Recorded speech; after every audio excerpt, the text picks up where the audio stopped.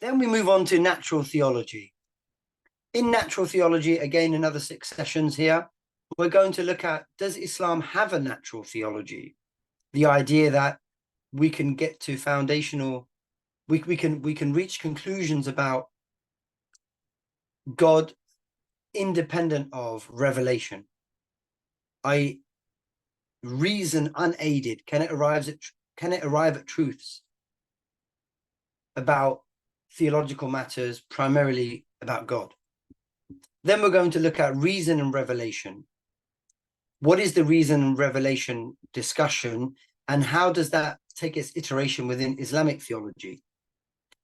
And what's the significance of this reason versus revelation debate?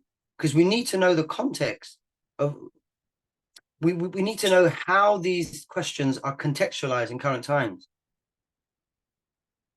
So what is it that, is there a tension generated between reason and revelation? Is there a dichotomy? If there is a dichotomy, how does this play out in contemporary time and contemporary thought? For example, if reason can arrive at certain, let's say, if reason can arrive at the good, what's right and what's wrong, independent of revelation, then to what extent do we need revelation to build, I don't know, our theory of rights or our governance, our theory of governance? If reason alone can discover truths about law, nature, morality, then what need is there for revelation then when we've got reason? To what extent does reason serve revelation, or has revelation come to serve reason? So questions like that. Then we look at Kalām proofs for the existence of God.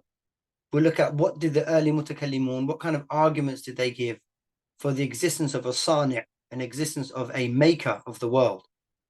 We'll look at some of these proofs. Some proofs we're going to look at that not many people, that as far as I know, have ever even studied before.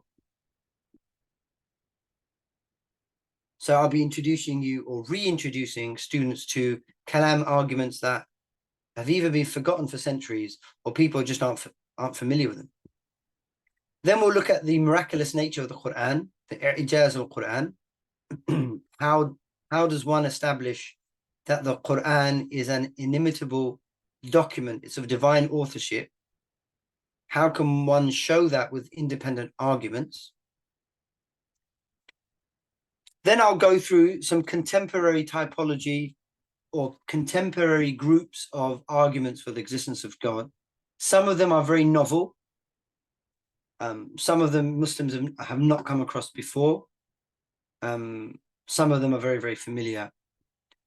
And then I've got half a dozen different arguments for God's existence. So these aren't your typical arguments that people give, but nonetheless, they're worth considering. So we'll look at the argument from, abstract objects, the argument from aesthetics, the argument from miracles,